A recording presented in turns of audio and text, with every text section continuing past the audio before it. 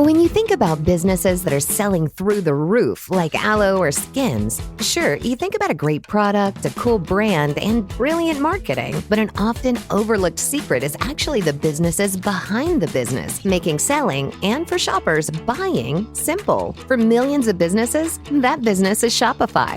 Nobody does selling better than Shopify. With Shop Pay, that boosts conversions up to 50%, meaning way less carts are going abandoned and way more sales happening.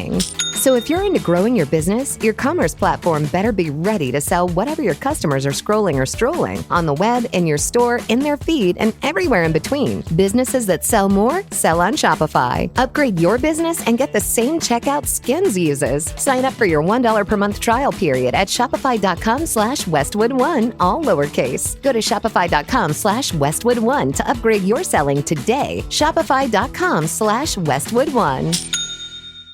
This is a mini meditation guided by Bombas. Repeat after me. I'm comfy. I'm cozy. I have 0 blisters on my toes.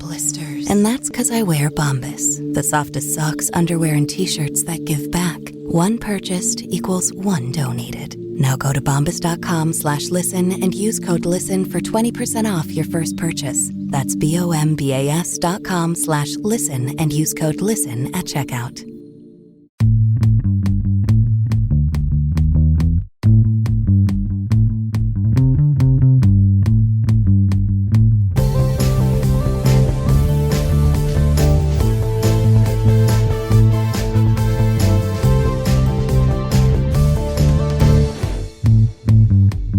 What's up, champs? Welcome to another episode of the Short Shifts Fantasy Hockey Podcast, brought to you by Keeping Karlsson. I'm your host, Louis Ezekiel. Joining me tonight, my pal and yours, Ryan Downey. Ryan, how are you doing on this fine Tuesday evening? I'm great, Louis. You know, this is the most exciting time of the year if you're into NHL transactions, like many of us fantasy managers are. We're on the eve of the trade deadline, and that means that there's going to be a lot of players moving around. We even had a deal today between Boston, New Jersey, and a third team who I'm forgetting right now. But it's so exciting that these trades keep coming in that we can't even keep a handle on all of them. We will talk about that trade a little bit later in the show, but there's just a lot of really exciting stuff going on in the NHL right now, and I'm so excited to talk about it with you. Yeah, it is really exciting. We did not land for ourselves any of the big ones, but we're watching some players who are sitting out. Your Vitek Vanaceks, your Riley Smiths, folks who might see themselves moved here in the not too distant future. So certainly keep an eye peeled, and that's a good segue to remind that the usual Friday morning short shifts will be coming out, I believe, on Saturday morning or Friday evening. Because they want to be able to give you an update on all of the latest from the trade deadline. So just a small little schedule change there for us. I tell you what, Ryan, it was warm for just a couple days here down in Kalamazoo, Michigan, which means I am just being absolutely assaulted by my seasonal allergies.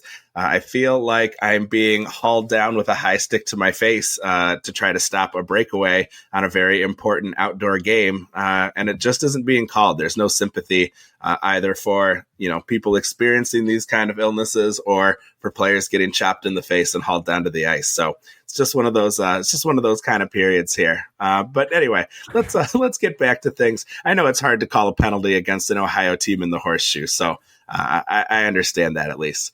But we had some really exciting stuff go down since the mega show. Let's start in Chicago. Spencer Knight made his debut after that deal between the Seth Jones deal between the Panthers and Chicago. Ryan, tell us a little bit about how this first experience went. Yeah, this is very smart of you to mention all that Detroit stuff and then skate over it because I'm going to want to talk about it. But let's talk instead about Spencer Knight, who made his debut for the Chicago Blackhawks last night with 41 saves on 42 shots and only 1 goal against in a 5-1 victory, debuting for his new team. This is really exciting for the player. Spencer Knight feels like he's been around forever, right, Louis? Like he has been in the league for the better part of the past 4 years. He's been in and out as he's struggled, rather publicly with OCD and hypochondria over the past few years. He's been in and out of the NHLPA's program. And, still, while struggling through all of these issues, he has maintained a save percentage above 900, which, is increasingly hard to do in this league, especially if you're a Pittsburgh Penguin. More on that later. I feel like very strong, Lewis, that this is Knight's time to shine. He rocks. He is such a great young goaltender. There was once a time where we were talking about him as the best goaltending prospect in hockey. Same way we're talking about guys like Yaroslav Askarov and Jesper Wallstad. Knight was up there too. And I think we're about to see the beginning of him reaching his potential. And speaking of beginnings, I think this Knight trade, we will be looking back on it as the end of the beginning of the rebuild in Chicago. Although that looks like it'll continue for a long time. So, if you were one of the people who was lucky enough to grab Spencer Knight or foolhardy enough perhaps, because you never know how he's going to end up on a new team with new protection and new coverage and new systems, you should be holding on to him. I feel pretty strongly he'll get the majority of the starts going to the rest of the year, as long as things continue as they have. Speaking of the Chicago Blackhawks rebuild, it is in full swing, as we all know, and the trade deadline is a time when teams like Chicago decide to position themselves better for the future. And one of the assets they have to trade is the engine of their offense. And I'm not talking about Connor Bedard. I'm talking about Ryan Donato, who is an excellent trade deadline target for teams looking for depth scoring. He had another goal and an assist last night to showcase well for deadline buyers. I imagine his opportunity probably decreases at his next stop, but there is always a small possibility that he ends up as a third wheel on a high-powered top line. So stay tuned to see where Donato is going to land. And if you have him, hold him until Friday. Yeah, I'm with you on all of that. I'm excited for Knight, to get a shot here in Chicago. I think you're right. Chicago is going to want to see what they have in him and see, what he can handle. And of course, he has, started significant sections when Bobrovsky's been out, for instance. So this will be another opportunity to kind of get an extended look at him. I just wanted to mention really quickly, there's not a lot of actionable moves to make here, but Connor Bedard is really struggling to get involved. He's been pointless since the return from break and has as many games with 0 shots as he has with more than 3 shots in those 5 games since returning from Four Nations. So 1 0-shot game, 1 5-shot game in there. Every other game has been 2 or 1. He's been playing over 20 minutes a game. So, you're sort of wondering where that maybe hesitance to shoot is, or maybe they're playing a great defensive game against him. And that's one thing when it's happening as the Hawks are scoring 1 to 2 goals like they did in the first 3 games back from break. But the last 3 games, they have 5, 6, and 5, and we still haven't seen Bedard point. Really kind of makes you double take. Worried too, like you said, he might lose some of his help at the trade deadline. Again, there's not much to do here unless you think you can deal him on name value if your league's trade deadline hasn't passed, but it has been worrisome to see those lost shots. And you wonder a little bit if maybe this, doldrums carries over through the end of the fantasy season. Maybe it has a bit of an impact come draft time in the fall, although it is Connor Bedard. You're going to have people who are going to be hyped up for him, I imagine. So, again, like I said, maybe not a ton to do here, but an interesting piece nonetheless. Let's talk just a bit about the piece going back the other way, which was Seth Jones. His Florida debut, 3 shots, 2 blocks, and a hit. He played just under 23 minutes. He was able to secure a 55% Corsi 4 at 5-on-5. So his team, or the team, was dominating. They were successfully running the show shots wise. He just started on power play too. I know you mentioned that you think they may be easing him in. You've got him in Dynasty. What do you think about the effect on Jones moving forward here? Yeah, it's a really interesting question because if you look at the Florida Panthers lineup, you'll notice that a very similar defenseman already exists there in Aaron Ekblad. Jones is the 1 year older version of Ekblad. Ekblad obviously, went higher in the draft. Both guys have pedigree, like really great draft pedigree. So, that is kind of they're tied in that respect. But Jones is a year older. He has a bit more power play utility. His power play usage has been more consistent, and he has performed better on the power play than Ekblad. So I'm wondering if Florida is maybe getting ready to move on from him. This summer, it'll be interesting to see if they do, because, they keep moving on from these mid-2010s draft picks. Like Huberdeau was gone, Uyghur was gone, so this is what happens when you're a contender. You do have to say goodbye to some of these pieces, but I do wonder if Jones is maybe Ekblad insurance going forward. And as for right now, as someone who is on a tanking team in a Dynasty 32-team league, I'm selling him because I don't think his value is going to be much better than it is right now.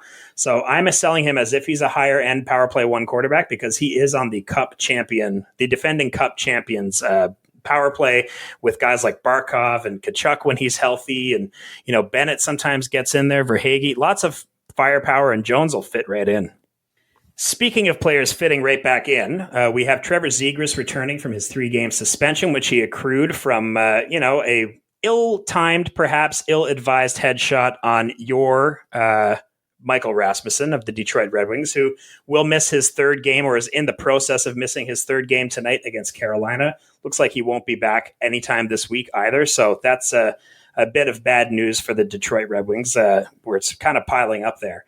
The game just started. We don't have a lot to update you on with Trevor Zegras, but he has returned to the top line with Leo Carlson, and Alex Killorn, bumping Mason McTavish back where he belongs into the bottom 6. And so I would say, check game day lines, game day tweets. You want to make sure that you're on top of this to make sure that he stays on the first line. And, who knows? Maybe he's dealt by the end of the week and maybe he ends up somewhere else. So keep an eye on Zegras as he returns tonight in Anaheim. Yeah, McTavish did have that nice little outburst while Zegras was out. But yes, a return to normalcy over there. What is not normal, certainly, is seeing the New Jersey Devils playing without Jack Hughes. Tell us a little bit about it. We've been watching this, and it looks like there's some serious shakeup in the lines for New Jersey. They did just get on the board here in their game against Dallas. Yeah, shockingly, Timo Meier has scored a goal. For those of you like me who have been holding him, I have him in my home league. I'm very happy to see him and Hischier combining for a goal here tonight, just in the 2nd period of their game. But yeah, it's real tough news on Jack Hughes. And this always happens, right? He does tend to miss a lot of time due to injury. I think a lot of people are starting to kind of wake up to the fact that this is kind of a pattern for him. So really hard to see. He is like Ryan Donato for the Chicago Blackhawks. Jack Hughes is the engine that drives the offense in New Jersey. And so it's really tough to see that happen. The lines are as follows. That top line, they've really become a one-line team here, Lewis. It's Hischier in between Meier and Bratt. And then you have Dawson Mercer moving into the 2C role with Palat and Tatar, where in previous years with New Jersey, this could have very easily been a 3rd line or even a 4th line. Now playing as the 2nd line. You have Haula with Dowling, who's in the lineup now, and Stefan Nason.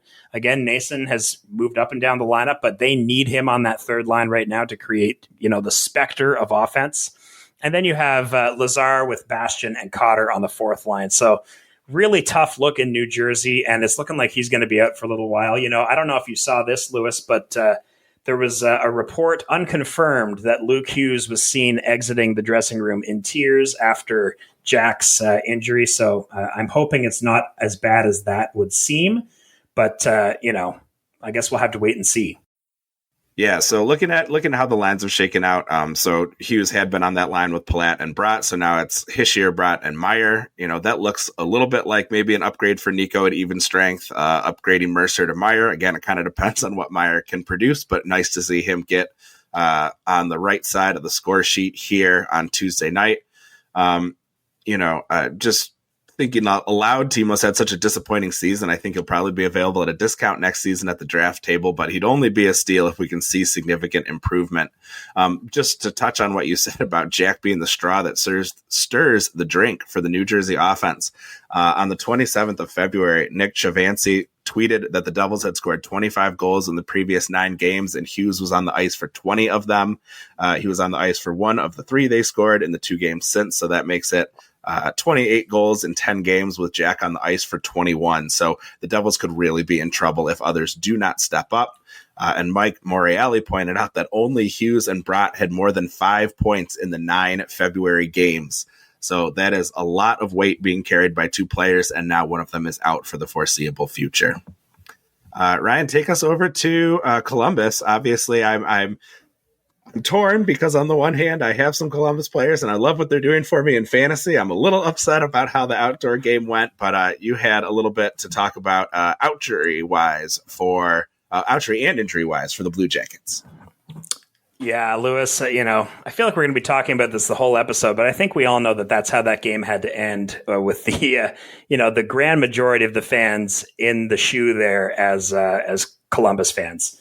But anyways, moving on to an injury, we have Yegor Chinakhov returning after over 30 games out of the lineup from a back injury. I held him earlier in the season. He was a really exciting hold at the time as Columbus was, it seemed like at the time they were punching above their weight offensively. And now with the benefit of hindsight, we know that that has continued. He is taking Sillinger's spot, Cole, that is, because I know there's Owen as well. Both Cylinders are out now with Cole missing a few weeks, opening that slot for Chinakhov and continuing the parade to the hospital bed for these Columbus players. We did get an update a little bit. We have Monahan coming back in late March. And when it comes to Chinakhov, I don't know about you, Lewis. It was very curious for me as to where he would end up in the lineup because he was playing first line minutes earlier in the year with Monahan and Marchenko.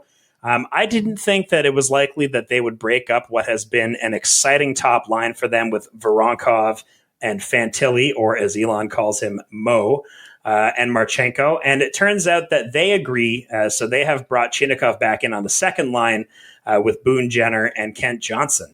So why don't you tell us a little bit of why they didn't break up that top line, Lewis?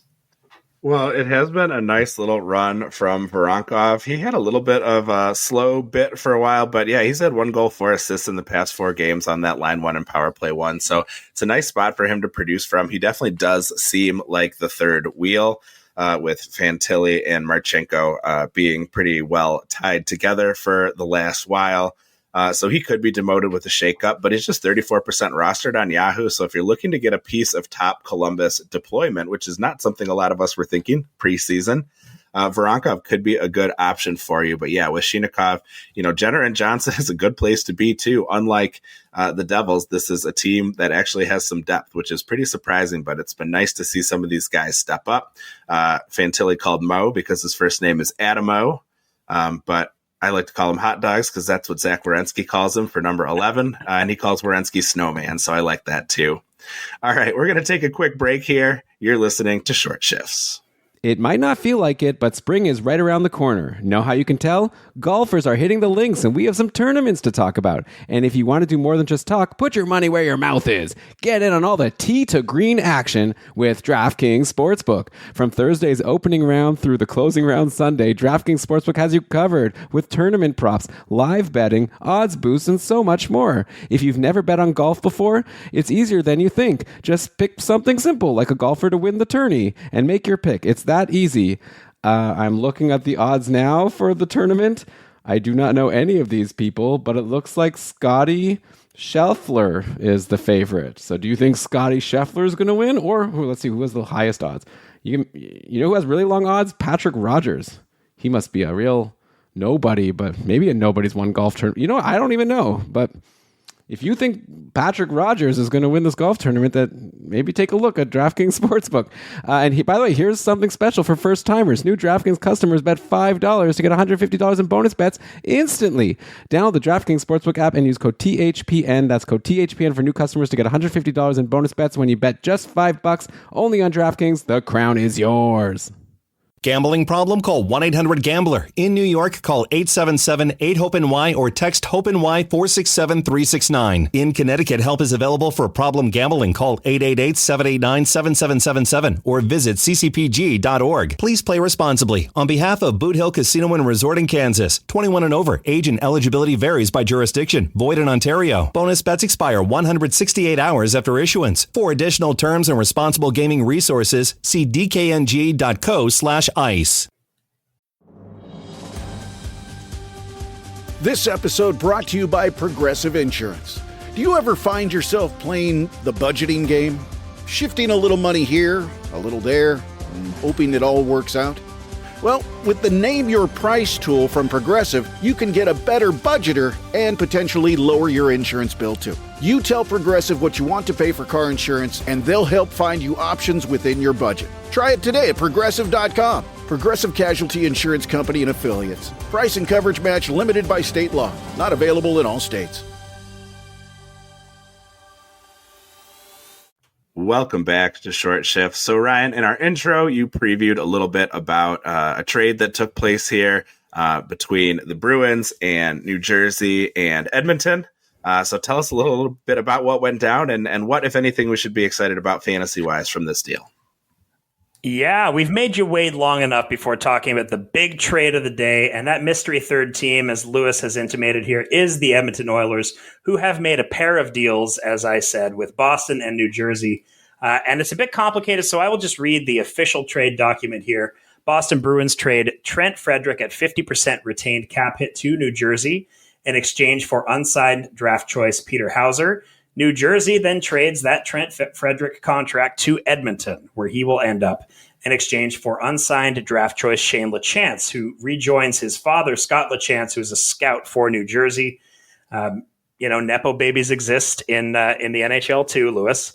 And then the third trade, which ties it all together, Boston trades Max Jones and the unsigned draft choice they acquired from New Jersey, Peter Hauser, to Edmonton in exchange for defenseman Max Wanner, St. Louis's second-round pick in 2025, owned by Edmonton, which they got from the offer sheet to probably, if it's a second, I'd say that's the Holloway one, and then Edmonton's own fourth-round selection in 2026. So basically, nothing really of note for fantasy for most of these pieces except Trent Frederic. And when I was preparing the episode this morning before the trade, I wrote in my notes to expect a Frederic trade as he is a free agent at the end of the season. And here we are.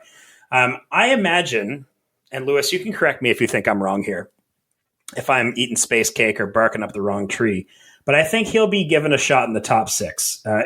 He's the type of guy they've talked about wanting to get a bit more grit to play with McDavid and Draisaitl. Frederic plays a playoff-ready game. He's played a lot of playoff games for Boston already.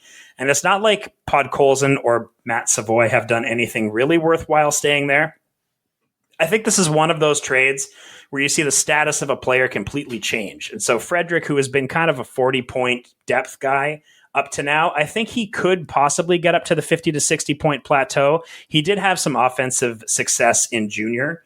And so I think we could see some of that, on a better offensive team here. And with the periffs that he brings, especially the hits, he could hold a lot of value going forward. He is now Edmonton's top hitting forward, for instance, So I think he's beaten the incumbent by maybe 30 or 40 hits. So he is huge. The unfortunate thing about Frederic is that he may not return until the playoffs. And he definitely makes that Bruins lineup look very thin with him not in it and with no one taking his spot. And something else that makes the lineup look really thin is that Marchand is going to be out week to week. We heard from Joe Sacco, head coach, earlier today that Brad Marchand is going to be out for a couple weeks. I would say to not expect him to be moved this week for the trade deadline as a result. Wouldn't exactly be the best move to move your injured captain while he's recovering. Bruins, if you look at this lineup, it really looks like a rebuilding team at this point. The top line is Zacha between Geekie and Pasternak. And, I think that could be good for Geekie. I imagine they're going to just run those horses and make sure that those guys get 22 minutes per night because you can't really trust the rest of this lineup. So Geekie, who did score tonight, now I'm seeing, looking at the goals and assists channel here, Keeping Karlsson, it might be good for Geekie. Why don't you tell us a little bit about Zacha, who's been in and around it this season. And Elon actually mentioned on the Sunday episode, the mega show, that he has been really excellent in recent weeks. Yeah, Zacha's been kind of I don't know. I've compared him a lot actually to Braden Point lately. Both guys that I have on their roster, both guys who, if I had a healthier team might be on the bottom end or maybe free agent fodder. But yeah, if they are leaning on that top line for a bunch of time, it could be nice for Zacha. He's still just, not shooting a ton. We've seen a nice little spurt of 5 assists over the last 5 games, which is nice, but he has 4 total shots during that period. So, it's a little bit of like a throwback Rob Thomas before he started shooting, where you hope you're going to get that assist, because if you don't, you're not getting a whole lot else. And so, with that in mind, he may be someone that might be worth an ad. Certainly not in a Cats league. But if you're in a points league where getting those assists is going to be helpful for you, again, he's out there with all the prime deployment he can handle. He hasn't been making a ton of it, but as Elon pointed out, he was a sneaky 60-point pace guy last month. So could be a decent option for you, a guy who is around and fairly available, in quite a few leagues. Let's move on a little bit here and get into some hot and cold streaks. I know you are chomping at the bit to talk about this guy. Tell us about Lane Hutson, who is on a nice little hot streak for the Habs. Yeah, if there's anything anyone knows about me, it's that I love talking about how good the Habs are doing. So let's get into it here. Lane Hutson, I mean, what can you say about the guy? He has really shown off well this year for Montreal, and you probably got him for free off the waiver wire back in November. I held him at one point this year and let him go because, just like you mentioned with Zacha, he was really getting those assists, and if he didn't get anything else, or if he didn't get those assists, he wasn't giving you much else. But honestly, with how volatile defense can be year over year in fantasy hockey, what a coup to get your second or third defenseman from the wire. So congrats, except to my opponent this week, who is holding on to him. And Hutson has continued his hot streak here. He's 7 points in 5 games since the Four Nations. I wonder if he's on that Four Nations or on that international team next year with how he's been playing. He had points in 2 of 3 games before the break, and all while never shooting more than 2 times in a game. It is important to note that, Montreal is one of those teams in the morass of Eastern Conference teams trying to make the playoffs. I think you usually see at the trade deadline more teams that feel like they're going to be sellers. Right now, we have a lot of those teams that probably think they're buyers, but I think if Montreal is being realistic, they probably should sell. And so you're probably losing guys like David Savard, who certainly helps take on some of the defensive load. And not that Hutson is bad defensively. Certainly he has done a lot better than he should or that people expected he would. But I guess we'll have to wait and see what happens this week. But in the meantime, he is just such a great hold for you. And hopefully he's minimally effective because he creates so much on his own. It's just an incredible start to what seems to be a very long career for this young man. Yeah, definitely very exciting. Wanted to toss a bone to our Cats Leagues GMs here. So even off the top line, or off the top power play, I should say, Mike Matheson has had a decent little run here with 3 points in the last 2 games, including the OT winner on Sunday, and 4 points in the last 6, going back to just before the Four Nations break. Over those 6 games, he's given you 10 shots, 7 hits, and 17 blocks, and it's just playing monster minutes, again, even without that top power play time, anywhere from 23 to 28 minutes. Not saying to drop someone decent to add Matheson, but if you're in a deep league or need a 4th or 5th D, the Habs have scored 4.2 goals a game since returning from the break, so there'll be room for some secondary scores if they can keep that up. And he is giving you that nice peripherals floor. So as long as we're talking about defensemen, covering the guy that Hutson replaced off there on the power play, could be a decent option for you. All right. I've got a hot streak from a New York Ranger. Let's talk about Will Cuylle. Cuylle, for those of you trying to look him up to potentially add him in your league. Another guy who might be useful for you in those Cats leagues. He's really rediscovering his early season form when he went on some nice hot streaks. He has 6 points in 7 games, 16 shots over that period. He does have 3 days that have been a bit of a cardio sesh, as we like to say, but in between, he's had some nice production. He could be in for a nice increased role after the trade deadline if either Riley Smith or Chris Kreider get shipped out of town. Add him because he's on that hot streak right now and see what happens moving forward. Just 30% rostered in Yahoo. Although if you are in the KKUPFL, I am sorry, but you are not getting your hands on the guy.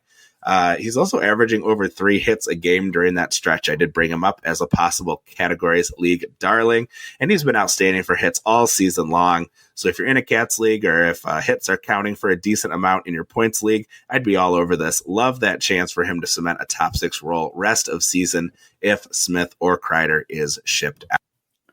Yeah, Lewis, it's kind of a fool's errand to try and guess what the Rangers are going to do with their lineup right now.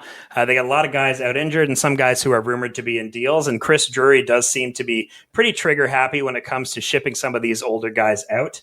But one interesting situation to keep an eye on in New York, aside from Will Cooley and where he ends up in the lineup at this time next week, is what's going on the back end. We have a bit of a situation with New York where Adam Fox is out for kind of an indeterminate period of time right now, out with an injury. And we do have K'Andre Miller, who's in and out of the lineup. And they've lost Trouba this year. So there's a lot going on the back end. And that has opened up an opportunity for an offensive defenseman by the name of Zach Jones, who was brought up in classic Elon fashion on Sunday to Brian by saying, "Who is Zach Jones?" And as someone who owns Zach Jones in Dynasty, I can tell you that he's kind of a, no defense, pretty decent offensive option, good offensive instincts, especially in the offensive zone. But what surprised me recently is that he's been playing 20 minutes per night, and that should just really tell you how depleted the Rangers are on the back end. And it didn't seem to really affect the Rangers, who won both of those games that he played 20 minutes in a shutout. He does have power play 1 deployment, which is why he's interesting to talk about right now. He got an assist last night in the game. It's always nice to have another potential late year power play 1 quarterback option. And I think as long as Fox is out and as long as they don't do anything too crazy this week with the trade deadline, I think Zach Jones is interesting. So I wouldn't say necessarily to add him, but maybe put him on your watch list and see if this trend continues because, opportunity is everything. Yeah, I've reached out and touched this hot stove of the rising power play 1 quarterback filling in for an injury a few times, but the minutes is something that really does make me interested in Zach Jones, despite being a member of the Riley Smith family of extremely boring hockey names.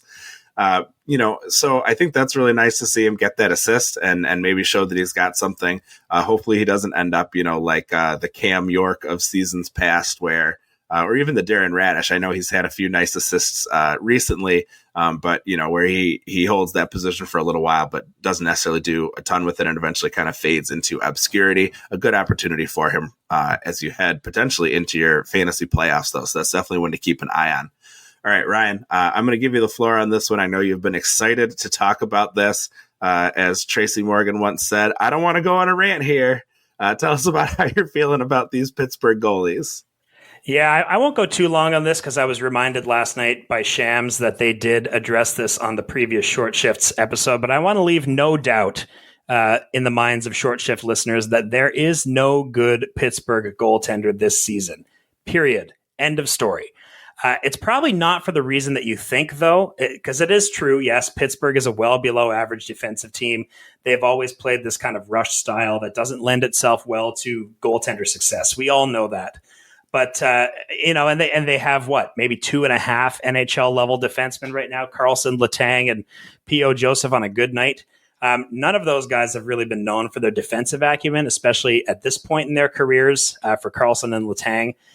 It's hard to ignore, though, the impact that the goaltending coaching may be playing here. And if you're someone who likes to keep their ear to the ground for what fan bases think about what is going wrong with their team, Pittsburgh fans really have a problem with the goaltending coaching, and I think they're probably right to.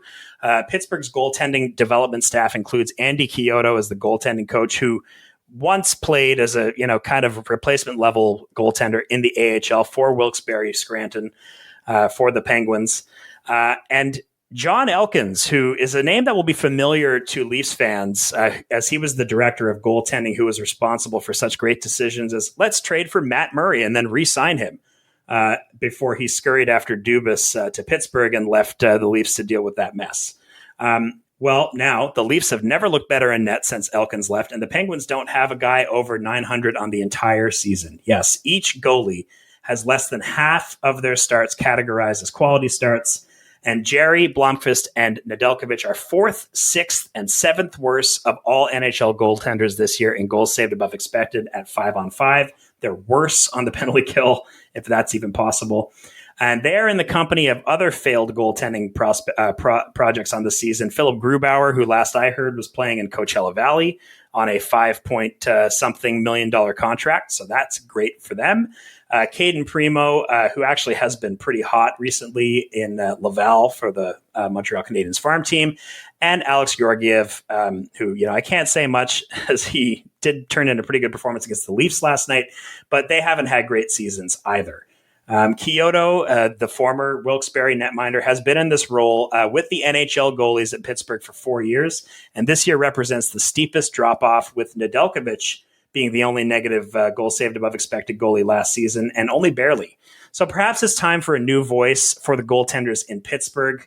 As Jeremy mentioned, Tristan Jarry just got called up. He did not get the start tonight. Sharp observers might remember that Kyle Dubas himself said Tristan Jarry would have to earn his way back to the NHL.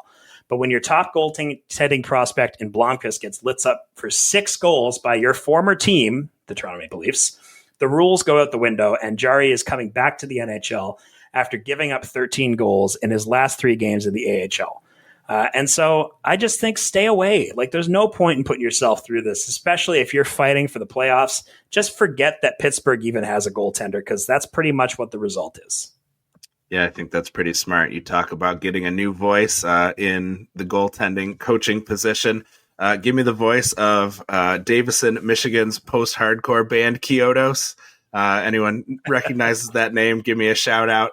Or alternatively, the Chiodos brothers, for whom they're named, the filmmakers who made Killer Clowns from Outer Space, a cult classic. But yeah, I think we can move on probably from the dumpster fire full of dumpsters that are on fire. That is the Pittsburgh goaltending situation. And I'm with you. Stay away. There are much better ways to spend your moves than trying to guess, the 1 in 5 nights where you might get a really nice start from those guys. Let's talk about Connor Zary very quickly before we wrap up. Eric Francis tweeted this morning about a surprise demotion for Zary with the return of Sharangovich, who you mentioned previously, to the lineup. Zary found himself booted down to the third line with Lomberg and Rooney. Huska may have been trying to send a message to Zary or the team as a whole. But message received. Zary has a goal and an assist, at least through 2 periods of the game with Philadelphia. I think it just ended with a 6-3 victory for Calgary. Just something to keep an eye on as the youngster snaps a 7-game pointless streak. And one last little addition, just glomming on to something brought up on the Sunday show, but I know Will Smith was mentioned. Another 1 goal, 1 assist game for Will Smith as San Jose takes care of Buffalo. So just, if you jumped on that for this week, congratulations, because you're already getting your returns. I've had him for most of this hot streak. It's been a very nice little ride for him, and I'm hoping that it keeps going. Anything else to add here as we hit the end of our shift here, Ryan? Yeah, I just have to add one thing. I kind of said earlier, I definitely did say earlier that Mason McTavish belongs at the bottom 6, and he must have heard me. He must have some special technology on the bench tonight in Edmonton, where they're playing the Oilers, because he has 2 goals in the first period as Anaheim leads Edmonton 4-1. Looks like Edmonton is probably going to be in the market for a goaltender, Lewis. So let's keep an eye on that throughout the week. Ryan Downey, Ryan Huska, they are sending the message clear as day. All right, well, thanks so much, everybody who joined us. We really enjoyed bringing you this show here this evening. If you enjoyed listening to the show, please consider joining the Keeping Karlsson Patreon group at keepingkarlsson.com/patron, where super supporters receive ad-free episodes, and you can interact with Brian, Elon, Ryan, myself, the rest of the Short Shifts crew, and hundreds of other talented fantasy managers on our active Discord server. Check out GameDayTweets.com to get all the best information from Twitter, searchable by player name, team by team. Visit that site and the other great sites we use to research our episodes at Frozen Tools, Yahoo, and Natural Stat Trick. Our intro and outro music was created by Pat Roach. Until we see you next time, play smart and keep your shifts short.